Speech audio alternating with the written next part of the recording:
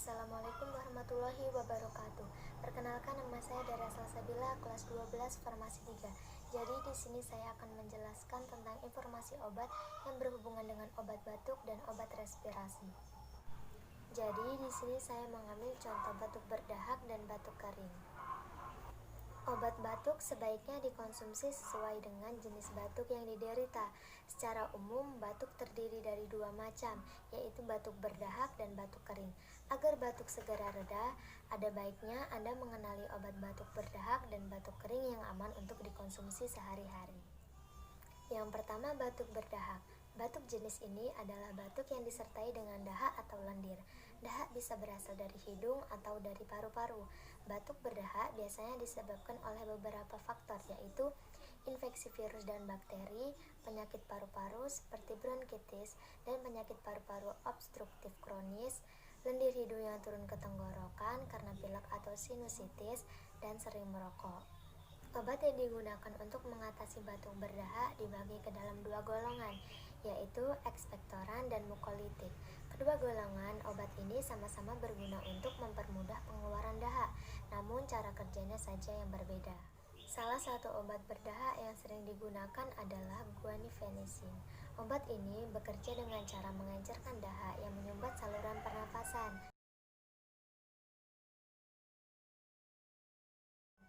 Mengonsumsi obat batuk berdahak ditambah banyak minum air putih akan memudahkan dahak untuk keluar saat batuk, sehingga Anda bisa bernafas dengan lebih baik.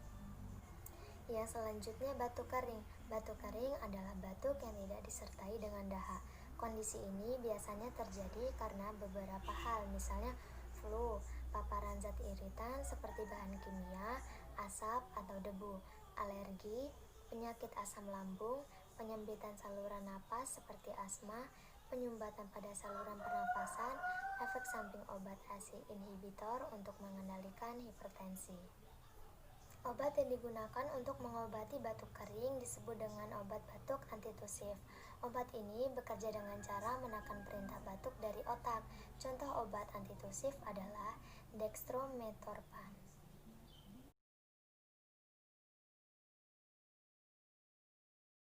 Obat batuk kering tidak boleh digunakan untuk kondisi batuk berdahak, begitu pula sebaiknya. Hal ini disebabkan oleh perbedaan tujuan dari masing-masing obat. Tujuan pengobatan batuk berdahak adalah untuk membantu pengeluaran lendir dan kuman dari saluran nafas. Jika obat batuk kering digunakan untuk batuk berdahak, dahak dan kuman di saluran pernafasan akan lebih sulit dikeluarkan, sehingga batuk akan lebih susah sembuh. Efek samping obat batuk. Obat batuk memang dapat membantu meredakan batuk jika pemakaiannya tepat. Namun, ada beberapa efek samping yang mungkin bisa terjadi. Di antaranya adalah mengantuk, pusing, mual, dan muntah. Penjelasan lengkap mengenai efek samping obat batuk bisa Anda temukan dengan mudah karena tertera di kemasan obat. Oleh karena itu, penting untuk membaca petunjuk pemakaian obat batuk dengan seksama sebelum mengonsumsinya. Infeksi saluran pernafasan adalah infeksi yang bisa menyerang setiap bagian saluran pernafasan. Infeksi saluran pernafasan bisa disebabkan oleh bakteri atau virus. Walaupun bisa dialami oleh setiap orang dari golongan usia manapun, kondisi ini rentan diderita oleh anak-anak. Ada dua jenis infeksi saluran pernafasan berdasarkan letaknya, yaitu infeksi saluran pernafasan atas dan pernafasan bawah. Penyebab infeksi saluran pernafasan. Infeksi saluran pernafasan disebabkan oleh kuman patogen seperti bakteri, virus, jamur, atau parasit. Penularan kuman patogen ini bisa terjadi saat seseorang menghirup percikan cairan dari saluran nafas, salah satunya droplet dari penderita infeksi saluran nafas. Percikan cairan ini bisa keluar saat seseorang batuk atau bersin. Selain itu, penularan ini juga bisa terjadi saat seseorang menyentuh benda-benda yang sudah terpapar virus atau bakteri penyebab infeksi saluran pernafasan, dan kemudian tanpa sengaja memegang hidung tanpa mencuci tangan sebelumnya. Infeksi saluran pernafasan disebabkan oleh virus, bakteri, jamur, atau parasit. Jika diuraikan lebih lanjut, berikut kuman patogen yang paling sering menyebabkan infeksi saluran pernafasan, yaitu: selain Selain itu, seseorang juga bisa mengalami infeksi saluran pernafasan yang telah disebutkan di atas dalam waktu tiba-tiba. ISPA paling sering disebabkan oleh infeksi virus atau jamur. ISPA mudah menular terutama lewat percikan air liur. Contoh ISPA yang disebabkan oleh infeksi virus yang bisa menyerang saluran napas atas atau bawah adalah flu, SARS, dan COVID-19. Faktor resiko infeksi saluran pernafasan. Selain karena bakteri atau virus, ada beberapa faktor yang dapat meningkatkan resiko seseorang menderita infeksi saluran pernafasan, yaitu memiliki sistem kekebalan tubuh yang lemah, memiliki riwayat penyakit jantung dan masalah paru-paru, memiliki kebiasaan merokok, kurang menjaga kebersihan seperti tidak rutin mencuci tangan sebelum makan atau setelah memegang benda, berada di tempat ramai.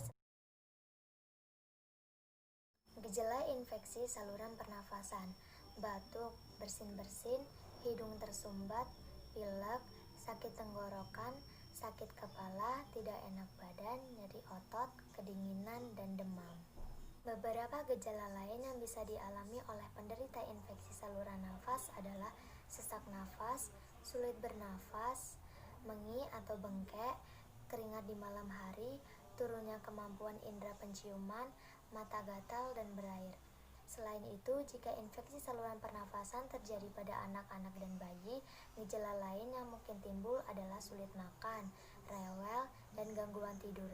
Gejala-gejala bisa berlangsung selama 3-14 hari. Pemberian obat-obatan bertujuan untuk mengurangi gejala infeksi saluran pernafasan. Beberapa jenis obat yang biasanya diberikan adalah obat antipiretik analgetik seperti paracetamol dan ibuprofen untuk meredakan demam dan mengurangi nyeri. Obat antibiotik salah satunya amoxicillin jika infeksi saluran pernafasan disebabkan oleh bakteri. Obat antihistamin seperti diphenhydramine untuk mengurangi pengeluaran lendir pada hidung jika infeksi saluran pernafasan disertai alergi. Obat antitusif untuk mengurangi batuk. Obat dekongestan seperti pseudoephedrine untuk meredakan hidung tersumbat.